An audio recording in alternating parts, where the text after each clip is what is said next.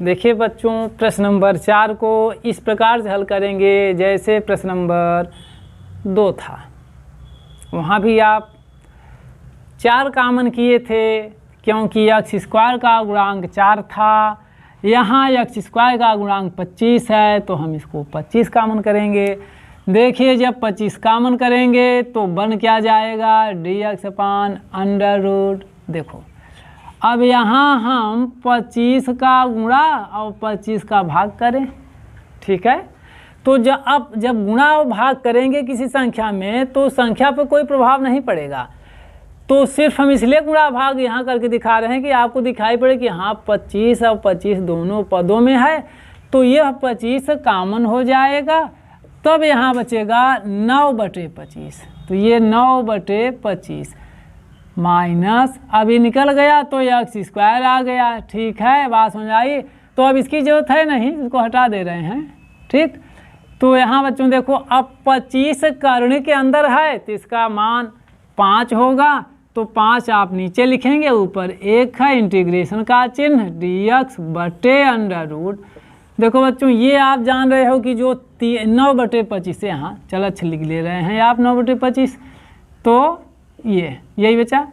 तो कोई बात नहीं, अगले स्टेप में हम इसका देखिए बच्चों यहाँ 9 को लिखेंगे 3 का वर्ग और 25 को लिखेंगे 5 का वर्ग। तो ये हो गया 3/5 पूरे पे घात 2 माइनस x का स्क्वायर, तो 1/5। अब यहाँ जो फार्मूला लगने जा रहा है वो देखिए आप यहाँ बगल में देख लीजिए, integration of dx upon under root, ये अंडर रूट है, ए स्क्वायर ये कांस्टेंट है, कांस्टेंट के लिए ए का प्रयोग किया जाता है, माइनस एक्स स्क्वायर। ये होता है जो फार्मूला साइन इनवर्स x अपान ए प्लस सी, ये होता है। तो अब देखिए x की जगह x है, a की जगह 3/5 है।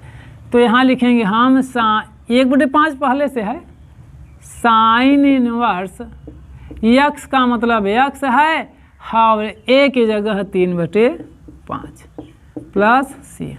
तो इसको लिखेंगे 1/5 साइन इनवर्स। देखो बच्चों 5 ऊपर चला जाएगा तो 5x अपान 3 प्लस सी कांस्टेंट, यही आंसर है।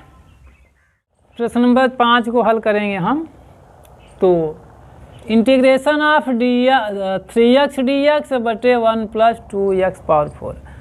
तो देखो बच्चों पावर 4 का तो कोई इंटीग्रेशन वाला फार्मूला है नहीं, 2 का है, तो हम इसको सरल करेंगे। यदि हम 3 बाहर कर लें तो ठीक है, x dx बचा यहाँ। तो बच्चों देखो यहाँ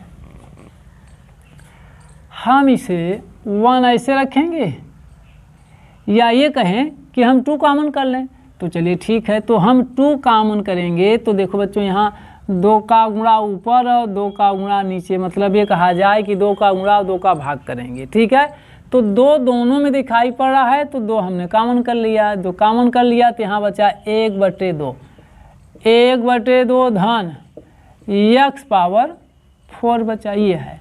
तो हम क्या करेंगे 2 बाहर निकालेंगे, इसकी ज़रूरत नहीं है, इसको हटा दे रहे हैं। तो ये 3/2 हो गया, इंटीग्रेशन ऑफ x dx अपान देखो बच्चों 1/2, 1/2। आप इसको ये भी लिख सकते हैं क्या, 1/√2 का होल स्क्वायर, ठीक है ना। तो x पावर 4 को लिखेंगे x स्क्वायर का स्क्वायर करेंगे, ठीक है, x स्क्वायर का स्क्वायर करेंगे। तो बात यह है कि अब x स्क्वायर को अगर हम t मान लें, x स्क्वायर को क्या माने, t मान लें, तो उसका हम अवकलन करेंगे तो x dx पाएंगे। तो चलिए यही है, मान लेते हैं, माना x स्क्वायर बराबर t, तो ddx ऑफ x स्क्वायर बराबर dt/dx, ठीक है। तो ddx ऑफ x स्क्वायर का 2x, ये हमने गुणा कर दिया, dx बराबर dt, या x dx बराबर dt/2, ये दो नीचे आ जाएगा।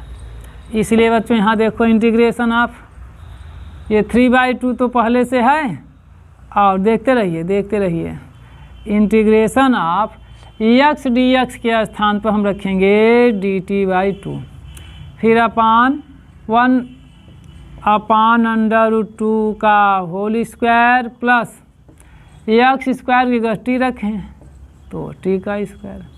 बच्चों देखो यहाँ ये तो बटे में 2 है, देखिए इस प्रकार से dt/2, तो 2 नीचे आएगा तो 2 दूना 4 हो जाएगा, मतलब 3/4। तो यहाँ बच क्या रहा है dt/1/√2 का स्क्वायर प्लस टी का स्क्वायर। तो हम यहाँ इसमें फार्मूला लगाएंगे, देखिए फार्मूला ये है बच्चों, integration of dx upon a square plus x square बराबर होता है 1/a tan inverse x upon a plus c, ठीक है ना, यही होता है। तो देखिए x के जगह t है तो यहाँ 3/4 पहले से है इंटू 1/a कह रहा है तो 1/a के स्थान पर है 1/2, ये हुआ। ठीक है, इसको थोड़ा इधर लिख लेते हैं, ये ऐसे। फिर tan इनवर्स x माने t, तो t/a की जगह 1/√2 कांस्टेंट c है। अब आप देखिए ये ऊपर जाएगा तो 3√2/4 हो गया। tan इनवर्स t की जगह हम एक्स स्क्वायर लिखेंगे क्योंकि माना गया है एक्स स्क्वायर बराबर टी, बटे ये कहा जाए कि ये ऊपर जाएगा तो एक ही लाइन में हो जाए, √2 का गुणा टी में तो √2 और टी को लिखेंगे एक्स स्क्वायर प्लस कांस्टेंट सी। यही आंसर है आपका, देख लीजिए। प्रश्न नंबर 6 है integration of x square upon 1 minus x power 6 dx। तो बच्चों देखो यहाँ हम इसको थोड़ा सा सरल करते हैं, एक्स स्क्वायर dx अपान 1 माइनस एक्स पावर 3 पावर 2, इसको हम थोड़ा सा सरल कर लिए, ठीक है, इसलिए कि हम एक्स क्यूब को टी मान लेंगे, तो माना एक्स पावर 3 = t। अब हम इसका अवकलन करेंगे तो ddx of x cube = dt/dx, ठीक है, ddx ऑफ एक्स क्यूब ये हो जाएगा 3x स्क्वायर = dt/dx। अब dx यहाँ हो जाएगा 3x स्क्वायर dx, तो बचा यहाँ dt। हमें चाहिए एक्स स्क्वायर dx, तो 3 हम नीचे ले आते हैं, या एक्स स्क्वायर dx बराबर dt/3, ठीक है। तो अब हम इसलिए इंटीग्रेशन, आप देखिए यहाँ एक्स स्क्वायर dx, या इसको उसी को लिख दे रहे हैं, एक्स स्क्वायर dx अपान 1 माइनस एक्स क्यूब पावर 2, तो एक्स स्क्वायर dx की जगह dt/3 अपान 1 माइनस टी स्क्वायर, ठीक है। तो यहाँ हम 1/3 तो बाहर कर लिए, ठीक है। फिर integration of dt upon 1 minus T square. देखो बच्चों यहाँ जो 1 है सूत्र में फिट करने के लिए हमने 1 को कर दिया 1 स्क्वायर, क्योंकि 1 स्क्वायर का मान 1 ही होता है।